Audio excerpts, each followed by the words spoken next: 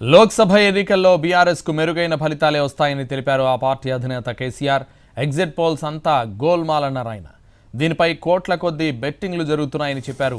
Bus యాత్రతో ప్రజల్లో మంచి స్పందన వచ్చిందని కేసీఆర్ స్పష్టం చేశారు. పార్లమెంట్లో ఏమవుతుందో చూద్దాం.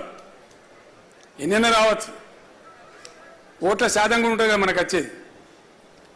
ఒకడు మనకు 11 వస్తాయని చెప్పిండు, ఇంకోటి 1 వస్తుందని చెప్పిండు, ఇంకోటి 2 నుంచి 4 వస్తాయన్నాడు. ఇది పెద్ద గ్యాంబ్లింగ్ లాగా అయిపోయింది. ఇది దాని మీద సట్టా బజారు, శర్తులు కట్టుడు, బేటీలు కట్టుడు, ₹1 కోట్ల చేతులు మారుడు, ఇదో పెద్ద గోల్మాల్ కంపెనీ అయిపోయింది. సరే చూద్దాం.